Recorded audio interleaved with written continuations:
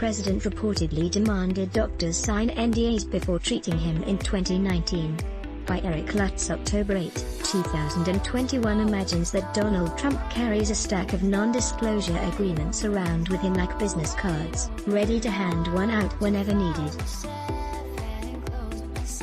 Trump Organization employees, campaign and White House staff, women with whom he's been intimate, he's tried to silence them all with NDAs.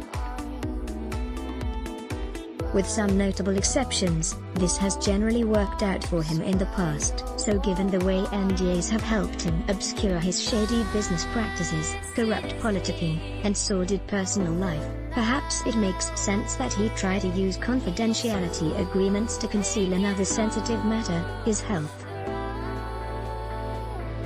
NBC News on Thursday reported that Trump demanded that the doctors who cared for him during his mysterious Walter Reed visit last November sign NDAs before treating him, an unusual requirement that underscores the president's caginess about his unannounced 2019 hospital visit and his health more broadly. Sources familiar with the November 16 trip to the hospital told the outlet that doctors and non-medical staff were asked to sign the agreements, and that two physicians who refused to sign were not allowed to treat the president. That's odd. Medical professionals are already required to keep patient information confidential. Unless a doctor had Trump's permission, the Health Insurance Portability and Accountability Act, HIPAA, would bar them from sharing details about his health, as spokesman Judd Deere told NBC News. Any physician caring for the president is bound by patient-physician confidentiality guaranteed under HIPAA, he said in a statement, and I'm not going to comment on internal procedures beyond that. So if his information is protected by HIPAA anyway, what's with the NDAs? Another layer of security? Just a habit? Whatever the reason, it reflects the degree to which the president is guarded about his health, a matter that has taken on added significance since he revealed his COVID-19 diagnosis.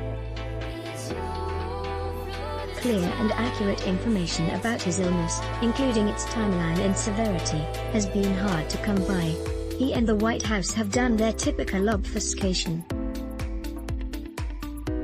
So, too, has his medical staff, led by Drive, Sean Conley, who has evaded specific questions about the president's disease and treatment and been opaque or misleading in his statements. Meanwhile, the American people remain in the dark about the physical health of the man currently in charge of the nuclear codes. That's left us to piece together a picture of the president's condition from what we do know, which is that he was hospitalized and that he received supplemental oxygen and experimental drugs, potentially signaling a more serious bout with the coronavirus than he and his aides have let on. It was unclear from NBC News' reporting if Trump required NDAs for last weekend's stay at Walter Reed. His hospitalization and treatment could have been a precaution, as his administration said, or it could have been because his condition was more precarious than he'd have you believe. Knowing the truth about his current state is a matter of public importance. For the 74-year-old president, though, there is likely a lot to gain from shrouding that all in uncertainty. Though he routinely questions the physical and mental health of others, he has hardly seemed like a paragon of fitness. But just as keeping his financial records secret allows him to claim he's a successful, above-board businessman, keeping his health information under wraps allows him to make exaggerated claims of superhuman vigor. Speaking Thursday morning to Maria Bartiromo on Fox Business, Trump claimed he'd gotten over coronavirus because he's a perfect physical specimen and extremely young. He was joking, but only kind of.